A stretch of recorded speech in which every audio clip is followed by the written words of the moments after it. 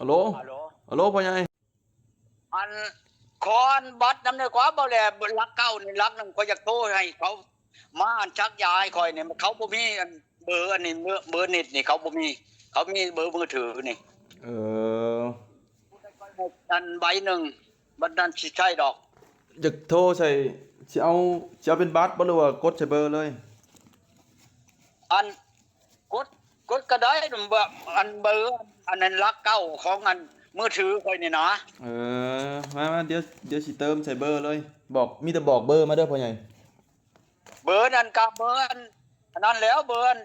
030 9อัน744 535นั่นเด้อเออโอ้ถือคอยนั่นเด้โอ้เดี๋ยวสิให้เขาไปซื้อบัตรให้ซะเดี๋ยวพ่อใหญ่เดี๋ยวมันกดผิดเบอร์เดี๋ยวมันสิเติมบ่ได้เด้อคอยอันพูดมาแล้วชงมาตามมันนี่ก็ได้คอยกดเอาเองคอยเจ้าเป็นอะไรพ่อใหญ่ไข้เนี่ยบ่เดี๋ยวนี้ฮะใครแล้วคอยย่างได้แน่แหละคอยแชร์มัดหมอแพทย์นั่นมันบ่มีเบอร์นี่มันมีเบอร์มือถือน่ะมันโทรบ่ได้นี่มันบ่มีจักกีบตะกี้ว่าบัตรยังอยู่2ใบในเฮือนนี่มาหาใจก็บ่เห็นนั่นช้ำนี่ขอยจะโทรให้มันมาชักให้นี่นะโอ้แป๊บหนึ่งเด้อพ่อใหญ่เด้อใช้ร้านออกไปซื้อให้ก่อนเฮากำลังสักเครื่องเลยเจ้าหน่อยสิไปหาดอกเออ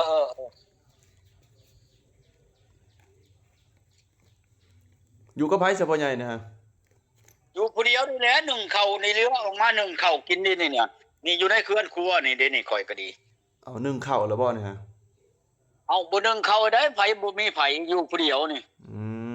เอาโอเคจะไปโอเคเดี๋ยวสิให้ร้านไปซื้อบัตรให้ก่อนจ้ะ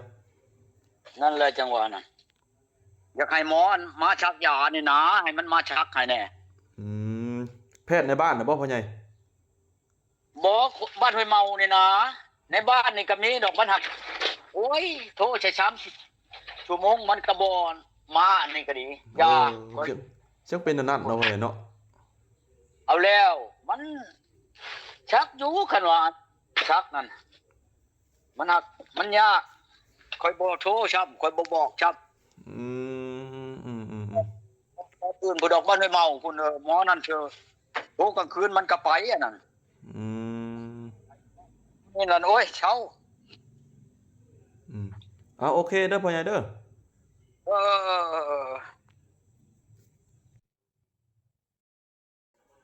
โล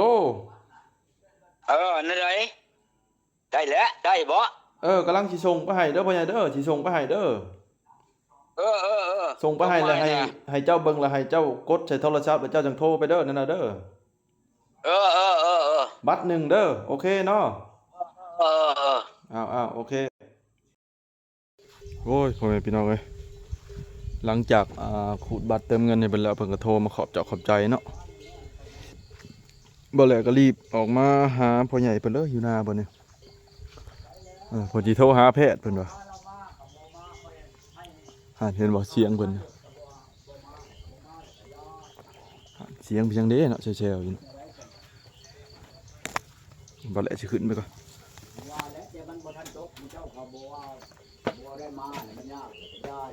สบายดีพ่อใหญ่สบายดีโอ้ยังบ่ได้ปั่นทำไปชื่ออันกระชอบมาที่ใช้เข้านั่นแหละมาเลยครับมึงคนโจ๊กเมื่อวานมาชื่นนั่นน่ะใครได้บ่พ่อใหญ่นี่ได้แล้วบ่เนี่ยบอกค่อยล็อกนั่นหลอกไว้เนาะ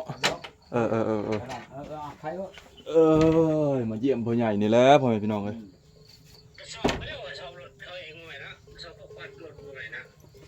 ก็ชอบเขาเองเขาก็ไล่เอาเงินคือเก่าบ้านค่อยนี่นั่นชอบ1,200 กีบอยู่ข้างบ้านเขาบ่ได้ไล่เอาเลยโอ้ยแม่นแล้วบ้านนั้นบ้านขี้ทุกบ้านค่อยนี่บ้านหาเงินจักบ่แม่นหยังดอกแล้วไปเขาป้าเริ่มทำมาป้าหักเขาในบ้านนี่ตะกี้กับป้าเดี๋ยวนี้น่ะเขาไล่เอาชอบ1,200เฮาไปชื่อบัดก็2,000อยู่หักเฮาชื่ออัน60,000ชอบ1,200เนาะ30ชอบก็เขาตื่ม3-4ชอบผู้ใดอันนี้เขาบ่ได้ตื่มได้เขาไล่เอาเงินเต็มมาตาเขาได้บ่แม่นว่าเขาอันนั้นได้ ทางไหนครับ ชิปตัวชอบ ชิปทดสอบแล้วก็ป้าแล้วก็สอบสิเก็บไปเพียง เอ้าเขาบัดบ่ปะเขาไล่เอาเงินชิปชอบเขาก็เอาชอบ1,200เจ้าก็ไล่บ่ดูชิปชอบมันก็1,000 อืม เขาเอา อืม เจ้าได้หลายไปได้100นึงก็เขาเอาหลายไปได้2 200,000 กัน1,000บ่ 200,000บ่ สิเว้าในใดฉันบ่แม่นว่าเขาสิไปอันป้าได้ในบ้านอันนี้นั่น ร้อยสอบ200,000พ่อใหญ่ บ่ฉันได้คอยสิไปซื้อคอยกระเจ็บน้ำมันกระชอบนี่แหละนี่น่ะ อืม พอสิเจ็บน้ำหยังมาแล้วฝนตกแล้วคอยจอดรถอยู่ให้เมาหันคันฝนบ่ตกก็บ่สิบ่เจ็บดอก เช็ดเงินเราก็สอบเนาะเนี่ยครับ ฮะ เช็ดเงินเราก็สอบสุด เอ ท้าย อเจ็บนั่นไปเอาชอบมันแหละไปใช้ก็บ่ได้เด้นี่นั่นเจ็บวานนี่นั่นชุมน้องมานึ่งเขามื้อนี้นั่นบืนไปนึ่งเองมื้อนี้น่ะเขาบ่มาอยากให้เขามาปั่นให้เข้าให้นี่ก็โทรใช้น้องชายก็เอ้าเขาแล้วบ่อึดบ่อนปั่นว่าฉันมันแม่นสิมีแต่ห้องเจ้าผู้เดียวน่ะ อืมเขาเลยเขาเลย ไป ยังบ่ ปั่น มา ใช้เขาก็ได้อยู่คือกันนั่นเขาน่ะแล้วก็คาแล้วเฮาบ่มีเฮ็ดได้ฉันสิแล้วจังว่ามันยากนั่น เดินทางรถเดินที่รอนี่เนาะ โอ้ยมันยากค่อยจนให้คืนวานนี่สิเว้าเพียงบ่มีไผเบิ่งไผอันนั้นน่ะเมียก็บ่มีลูกก็ผู้ลูกว่าจากบ้าอยู่มันหัก มันไกลก็เดียวก็ดอกเพื่อสิมาฮอดพี่มันก็3-4-5,000เพื่อสิฮอดเฮาแหละอย่าซะลูกเอ้ยว่าตายก็ตายซะลูกกันเมียเก่านะ มาอยู่เนาะ เอาก็จะมาแล้วพ่อเนาะเห็นได้จังว่าบ่อยากมา เขาว่าสิมาแล้วหากเฮาบ่ให้เขามา เขาอยู่กรุงเทพเพิ่นเนาะพ่อใหญ่ อยู่ภาคใต้ผู้อยู่ชว เขา น อยู่ไทย ทุเรียน กรุงเทพพุ่นเพื่อมาบ่ได้ง่ายนะเป็น โอ้ มื้อย เลยจังหวะ เพื่อมามันก็เพื่อฮอดพี่ประชองคืนพุ่น กลางคืน คันว่ามันแนวเช้านี่เฮาก็เช้านี่แหละยาบางเช้านี่มันก็โทรมาถาม อืม เห็นได้ฉันลูกก็ดี เสียงคนสัมภาษณ์บ่เนี่ย เออ ปิด เบาแหล่แล้วนี่เห็นบ่นี่เห็นบ่เบาแหล่นี่เห็นบ่ สบายดีได้เด้อ เห็นบ่ เออ แน่อันนี้แหละเขามาจังพาดนี่ว่านี่กับเบิดมื้อเบาแหล่มานี่ มาเบิ่งพ่อใหญ่นี่แหละคือว่าเจ็บ มาเบิ่ง ขา เจ็บ แข นี่แหละคอยจังว่าอยากให้อันเอาพลอยน่ะมาชงให้คอยนะคอยก็สิให้ดอกข้าไปข้ามานั่น พลอยมันก้านเท่าไหร่พ่อใหญ่นะ ฮะ ก้านเท่าไหร่พลอย เพิ่นว่าขายก้านหนึงเช่า5,000 อยู่แถวนอกนี่ก็ เอา มี ช่ บ่ อง อยู่แถวนอกนี่ก็มีบ่ จักมีน่ะแล้วอยู่ตลาดเขาก็ขายอยู่ ในตลาดก็มี เขาจะได้มาปัดเห็นบ่นี่ เพิ่นขายอยู่ไสซะนะ มันเต็มเบิดนี่ พ่อใหญ่โทรหาเพิ่นขายอยู่ไสซะนะเพิ่นขายอยู่ไส อันนี้นั้นอยู่ดงกันคูบ้านดงกันคูเขามาเอากาบจานข่อยนี่ไปแล้วข่อยขอช้องก้านนะเขานำชื่อเพิ่นแต่ก่อนน่ะก็เลย ก็เลยว่า บ่คำมันมีอยู่ในตลาดนี่ เพิ่นว่าเพิ่นลืม เอามาทำนี่แหละสเปซเอากับตาก่อน ไปโลดเอา บ่พ่อใหญ่เขามันมีในตลาดในใกล้นี่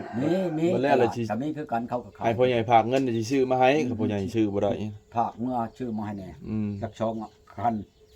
อยากมาปัดตัวลุ่มนั่นตัวฉันน่ะอยากปัดตัวนี้ตัว เอา ยาว อยากได้ตัวสั้นกับตัวยาว เอาก้านฉันกับยาวตัวยาวมันจะพัดพุ่นเด้อ ในตลาดเขาขายเท่าไหร่สิพ่อใหญ่สำคัญบ่ จักแล้วยันมันกว่าของเขาขายอยู่บ่อนเขาเฮ็ดกับชาวหาเลยยัน30พุ่นเขาขายอยู่ สองอันก็60เนาะ 2อันก็60 อืม หรือมันสิต่างโตวชั้นโตวยาวยังบ่ฮู้ได้นี่ก็ดีของเฮาก็บ่ได้เคยชื่อดอกอันพลอยอันนี้นะพลอยอัน ยาวจังเม็ดซะพ่อใหญ่เขาเฮ็ดนะยาวจังเม็ดจ้ะ ตัวยาวน่ะมันก็เป็น3เมตรบ่หรือ2เมตรของมันปัดเทิงเด้เขาเฮ็ดให้ปัดพื้นนั่นเฮือนนั่น เคยเห็นอยู่ซะ ตัวลุ่มนั่นก็เมตรหนึงละวะหรือว่าเมตรปลายนี่แหละอันตัว เดี๋ยวบ่แล้วสิไปซอกเบิ่งให้คำเห็นแล้วสิถามเขามันเท่าใด นั่นแหละจังหวะ สิซื้อมาสิอันนั้นซื้อมาให้ดอก นั่นแหละโทรใช้ แล้วเห็นแล้วสิโทรหาพ่อใหญ่พ่อใหญ่ เจ้าแล้วบ่ว่าอัน โทรใส่อีกบ่ฮะ อันใด พ่อใหญ่โทรหาเพิ่นอีกบ่ โทรหาเช้าชั้นเท่านี่ ก็ได้ได้อ่ะ เจ้า แล้วเลยบ่ยังบ่แล้วเรายังบ่แล้วปั่นข่อยก็ยังบ่แล้วปั่นเดี๋ยวว่าเจ้าแล้วแหละข่อยอยากให้เจ้าแล้วข่อยอยากผูกแขนเลยอยากหาเจ้ามาคั่วไก่คั่วหยังให้ว่ะเราข่อยยังบ่แล้วบ่แล้วล่ะถ้าเจ้าแล้วพุ่นแล้วหักเอ้ยน้องข่อยก็มีลูกหลานนี่ก็ดี มื้อใดซะพ่อใหญ่สิผูกนะ ยังบ่ฮู้แหล้วจักพังเบิ่งจักในมื้ออื่นมื้อฮื้อนี่แหละ อืม แล้ว อืม ผูกบ่แม่นว่าผูกใหญ่ผูกโตดอกเฮ็ดเพราะอะไรว่าให้เข้าห้องขวัญนั่นบ่ลดล่มมานี่น่ะอย่า โอ้ บัดได้เมียพุ่นจังสิโลท่างัวแม่ช้องโตนี่ข่อยสิบ่เฮ็ดหยังโลดข่อยบ่จ้าถูกช่วยบาปให้เว้นข่อยสิฆ่ากินดองข่อยเว้าชื่อๆโลดแหละมื้อใดผูกแขนนั่นกับเมียน่ะข่อยสิฆ่าโลดงัวแม่บักใหญ่ช้องแม่นี่แม่ชื่อตัวหนึงลูกหนึงตัวหนึงยังบ่ทันได้ลูกบักใหญ่ข่อยสิล้มโลดข่อยบ่ได้อะไรความข่อยสิเอาบัตรชุดท้ายนี่แหละข่อยจังว่าสิโทรใช้อันเพิ่นอยู่อันเวียงจันทน์นี่เพิ่นผู้ฮับเพิ่นว่าในใดก็ตามเพิ่นว่าสิช่วย เพิ่นสิช่วยบ่พ่อใหญ่ เพิ่นสิช่วย กับเอาเมียหั่นเด้ เบิ่งสิโทรใช้เพิ่นแฮงโทรมาถามนำอยู่เด้ กับเอาเมียก็อย่าลืมบ่แลเด้อพ่อใหญ่เอ้ย โอ้ยได้ บ่แลนะ บ่ ซอยตอนนั้นนะแก๊ส1มันบ่พ่อใหญ่คำเอาอีกบ่นี่สิซอยแก๊ส1ได้บ่นี่เด้ อืม หักเอาแท้ได้จังสิซอยเด้อพ่อใหญ่เอ้ยก็เอา เอาผูกแขนตกผูกคอตกแขนแท้ได้จังสิซื้อ ตกล ว่าง พุ่นแหล้วไปอันห้องขอยอมือกับผู้หญิงพุ่นแหล้วข่อย นั่นแหละจังว่า นั่นน่ะ เฮาก็สิซอยดอกเอาพวกเขาหมักเขา บ่พ่อใหญ่ถ้าว่ามื้อไปอันหยังก็ไปสอนขวัญสอนหยังน่ะพ่อใหญ่ก็ไปนำบ่หรือว่ามีแต่ บ่ เขา ได้ ไป ไปแล้วอยู่พี่แล้วคอยสิบอกจะบอลคอยล้มลงในหันแหล้ว เดี๋ เดี๋ยวเขาก็ไปชอนครับเขาเคยอยู่ดอกกันเขาเคยชอนขวัญน่ะ บ่ยากหรอก เว้าบ่ได้แล้วมึงเถื่อพ่อใหญ่พัดเช้าพัดย่างได้มึงเถื่อพ่อใหญ่ไปสิจุดนี้เนาะพ่อใหญ่เนาะแนวนั้นก็มีบ่พ่อใหญ่ มึงเถื่อก็บ่ฮู้ได้บางลบแท้เนาะ เขาบ่ให้ไปได้ อ้าวบ่ให้ไปบ่พ่อใหญ่ เขาห้ามทาอยู่เฮือน เออ แต่ว่าเขาชอนมาแล้วเขามีดอกปัญญาของเขานั่น ม แล้วเขาย่างมาฮอดอันนี้แม่นบ่ฮอดอันเดินนี่ อืม แน่ใดเนาะเขาว่าผู้อยู่เฮือนน่ะห้องบอกโลดโอ้ยมาแล้วฮอดแล้วว่าฉันน่ะเดี๋ยวยังบ่ได้ฮอดมาแล้วเนาะฉันน่ะเก้าควันวันนอนน่ะนะเป็นจังซั่นน่ะ แนวนั้นเนาะวิธีสวนขอนเนาะ เรื่องอัน